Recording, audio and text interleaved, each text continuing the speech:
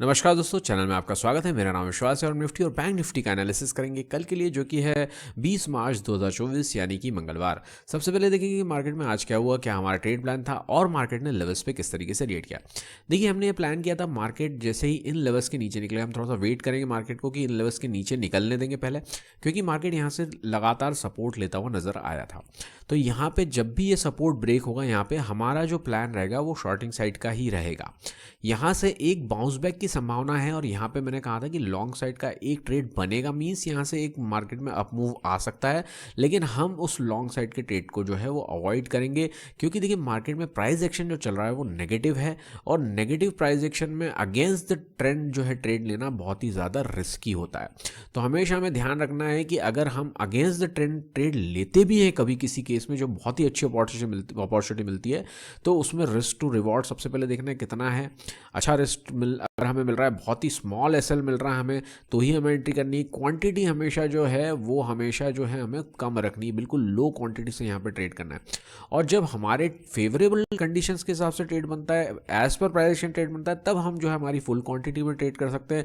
Risk to reward तो वहाँ पे भी मेंटेन करना ज़रूरी है, और क्योंकि स्टॉप लॉस हमारा बहुत ही इंपॉर्टेंट एलिमेंट होता है कि उसके हिसाब से हम जो है हमारा टारगेट डिसाइड करते हैं। तो इसीलिए हमेशा इन सब चीज़ों का ध्यान रख के ही ट्रेड करना है।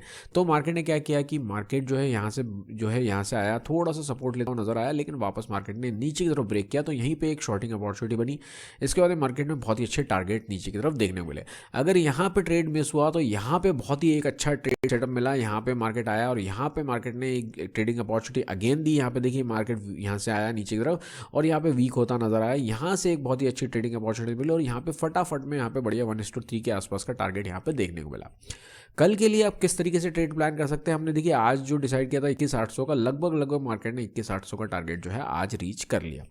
कल के दिन किस तरीके से प्लान कर सकते हैं वो देख लेते हैं। मैंने ऑलरेडी जो है चार्ट पे इसको मार्क कर दिया है, जिससे कि जो है हमें ईजी रहे डिस्कस करने में और फटाफट काम हमारा हो जाए। तो देखिए हमने कल के ने जो मार्क किया वो लेवल्स ये है कि मार्केट अगर इन लेवल्स के ऊपर यहाँ से ऊपर की तरफ जाने लगता है तो यहाँ से मार्केट में एक अप मूव आ सकता है। इन लेवल्स को मार्केट अगेन टेस्ट कर सकता है, लेकिन ये जो ट्रेड लेना जो है लॉन्ग साइड का, वो अगेन जैसे मैंने कहा कि ये बहुत ही ज़्यादा रिस्की रहेगा, क्योंकि मार्केट जो है ऑलरेडी जो है लेवल्स को ब्रेक कर चुका है और मार्केट ने नेगेटिव प्राइस कंफर्म किया है और अभी मार्केट नेगेटिव जोन में आ चुका है, जिससे आज की क्लोजिंग मार्केट ने इन लेवल्स के नीचे की है।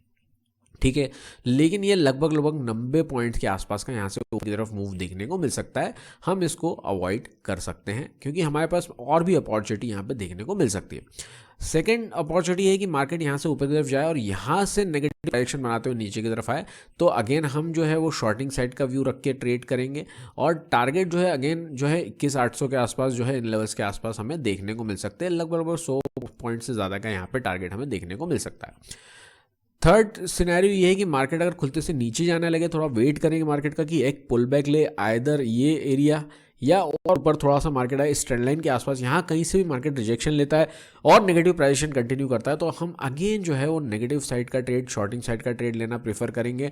टारगेट जो है लगभग 21,700 तक के हमें यहाँ पे देखने को मिल सकता है और फर्दर नीचे की तरफ ब्रेक करता है तो अब 21,600 तक के टारगेट ओपन हो जाएंगे मार्केट में। और यहाँ से जो मैंने कहा कि ये एक पहला टारगेट ये है और सेकंड टारगेट लगभग यहाँ पे भी 21 जो है 700 तक का ही रहेगा हमारा।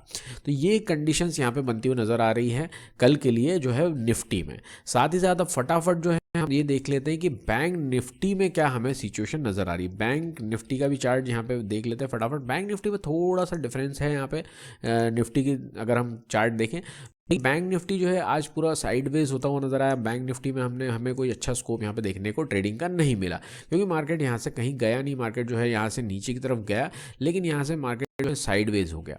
अब कल के लिए जो स्कोप है मैंने ऑलरेडी मार्क किया है कि अगर मार्केट यहाँ से ऊपर की तरफ निकलता है तो देखिए लॉन्ग साइड का ट्रेड, कल मैं कह रहा था कि बैंक निफ्टी थोड़ा सा ठीक दिखाई दे रहा है और ऊपर साइड का भी ट्रेड किया जा सकता है, लेकिन यहाँ पे लॉन्ग साइड का ट्रेड लेना अब मैं प्रेफर नहीं करूँगा, क्योंकि आज की क्लोजिंग भले ही मार्केट में साइडवेज हुई हो, लेकिन फिर भी जो है मार्केट ने नेगेटिव क्लोजिंग तो दी है। सेकेंड चीज बहुत ही इंपॉर्टेंट, कल बैंक निफ्टी की जो है वो एक्सपायरी है वीकली, ठीक है ना। तो हमेशा बैंक निफ्टी, मैं आपसे हमेशा यही कहता हूँ कि बैंक निफ्टी हो या कोई भी हो, जब भी एक्सपायरी देखो उस दिन हमें खास तौर पे जो है कॉशियस रहना है, हमें एक्सपेरिमेंट्स नहीं करने हैं, क्योंकि देखिए एक्सपेरिमेंट्स करेंगे तो आप दिन भर कॉल पुट करते रह जाएंगे सस्ते महंगे के चक्कर में, और आप एंड पे जो है बहुत बड़ा लॉस लेके जाएंगे। तो एक्सपायरी के दिन कभी भी रिस्क नहीं लेना है। एक्सपायरी के दिन हमें हमारा ट्रेड सेटअप जो सॉलिड मिल रहा है वहाँ पे ट्रेड लेना है। अगर एसएल हिट हो जाता है तो दूसरे किसी भी ट्रेड में हमें एंटर नहीं करना है, हमें क्लोज करके सिस्टम निकल जाना है, हमारा घूमने फिरने, सीधी सी बात है। क्योंकि देखिए डिसिप्लिन का रोल इतना इंपॉर्टेंट है, और ये सब जो चीज़ें मैं आपसे कहता हूँ ना, ये इसी टाइप की काम आती है जब मार्केट साइडवेज हो, बहुत ज़्यादा वॉलेटाइल हो, तो डिसिप्लिन और पेशेंस आपको पता चलता है कि इसका कितनी वैल्यू है। और बाकी के दिनों में आपको भले ही लगे कि किसी किसी ने आपने प्रॉफिट कर लिया, किसी ने लॉस कर लिया, ऐसे टाइम पे दिनों में जब आप मैक्सिमम बड़े बड़े लॉसेस करते हैं, उस दिन आपको पता चलता है कि कितना बड़ा इनका जो है इंपॉर्टेंस है डिसिप्लिन का, पेशेंस का, रूल्स का, और आपके प्लान या सेटअप का कितना बड़ा रोल है आपको पता चलता है जब आप बड़े लॉसेस करते हैं। तो इसलिए मैं आपसे रिक्वेस्ट करता हूँ कि इस टाइप के एक्सपायरी के दिन एक्सपेरिमेंट बिल्कुल कभी भी ना करें, लेकिन एक्सपायरी के दिन तो बिल्कुल भी ना करें।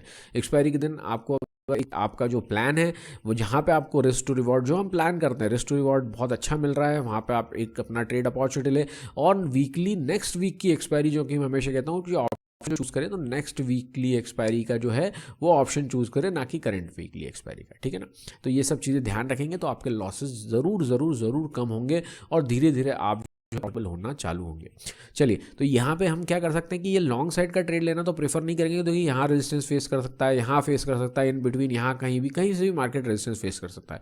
तो यहाँ पे हम वेट करेंगे मार्केट को, अगर अप मूव मिलता है तो हम कोई भी नेगेटिव प्राइस एक्शन पे शॉर्टिंग साइड का एक ट्रेड ट्राई कर सकते हैं। लेकिन कल ध्यान विशेष तौर पे रखना है कि मार्केट साइडवेज हो सकता है, तो मार्केट क्या है जो दिखाई दे रहा है कि मिड लेवल रेंज जो दिखाई दे रही है 500 की, तो मार्केट हो सकता है 500 के ऊपर भी जाए और 500 के नीचे आके और कहीं भी 500 के आसपास ही क्लोज हो जाए, जिससे की तरफ दोनों साइड के जो राइटर्स हैं उनका फ़ायदा हो जाए। तो ये भी चीज़ें हो सकती है, इसलिए ध्यान रखें। अगर हमें यहाँ कहीं अपॉर्चुनिटी मिलती है अच्छी और हमें अच्छा खासा प्रॉफिट हो जाता है तो प्रॉफिट बुक करके निकल लें, बैठे ना रहें और सेकंड ट्रेड में के चक्कर में ना पड़े। एक दूसरा क्राइटेरिया यहाँ से देखिए, यहाँ से लगभग 300 पॉइंट का स्कोप है। अगर मार्केट यहाँ से पूरा यहाँ तक का कवर करता है तो, अगर मार्केट यहाँ से नीचे चलना स्टार्ट करता है तो वेट करेंगे, इन लेवल्स को ब्रेक होने देंगे, इन लेवल्स के नीचे निकलता है वेट करेंगे, वापस कोई अप मूव मिलता है और मार्केट कंटिन्यू करता है प्राइस एक्शन को नेगेटिव, तो हम यहाँ से शॉर्टिंग साइड का व्यू भी रख सकते हैं। और टारगेट लगभग 46,000 तक के यहाँ पे हमें देखने को मिल सकते हैं। लगभग 350-360 पॉइंट का नीचे का मूव भी हम एक्सपेक्ट कर सकते हैं।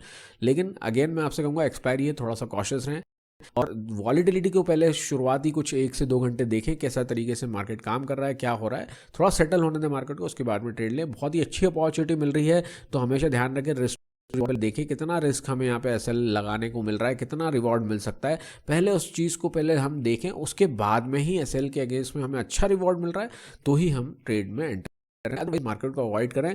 जैसा कि मैं हमेशा कहता हूं कि आप वीक में अगर आपको 2 या 3 ट्रेड भी मिल जाएं बहुत अच्छे, तो भी कोई प्रॉब्लम नहीं, डेली ट्रेड करना ज़रूरी नहीं होता है।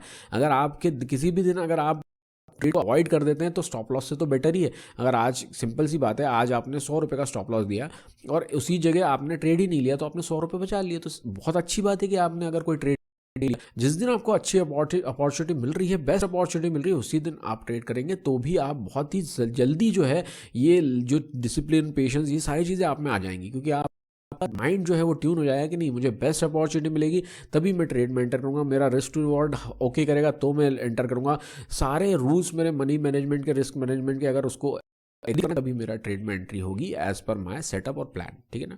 तो ये सब चीज़ें ध्यान में रखें। तो ये सारी चीज़ें मैं आपको मेरे लैंग्वेज और चार्ट सीरीज़ के वीडियोज़ में बताने की कोशिश करूँगा। मैंने ऑलरेडी 3 वीडियो, प्लीज़ उसको थोड़ा सपोर्ट कीजिए जिससे कि मैं आगे के वीडियोस बना सकूं, थोड़ा मोटिवेशन ज़रूरी है। और जो अभी के डेली वीडियोस हैं उसमें भी व्यूज़ बहुत ही कम हैं, तो प्लीज़ रिक्वेस्ट है कि प्लीज़ अपने फ्रेंड्स के साथ शेयर कीजिए, थोड़ा सा वीडियो को प्रमोट कीजिए, जिससे कि मैं सोच रहा हूं कि आने वाले दिनों में अगर आप चाहें तो मैं FIS DIS का डेटा एनालिसिस साथ में ऐड करूं इसके साथ में, और ऑप्शन एनालिसिस ऐड करूं, जिससे कि आपको और बेटर अंडरस्टैंडिंग मिले मार्केट को देखने की। तो अगर आपको ये सारी चीज़ें चाहिए हैं तो प्लीज़ वीडियो को थोड़ा सा जो है हेल्प करें, प्रमोट करें। तो अगर आज इतना ही, अगर आपको वीडियो अच्छा लगे तो लाइक, शेयर, सब्सक्राइब करना ना भूलें। Thank you so much and bye bye, happy trading.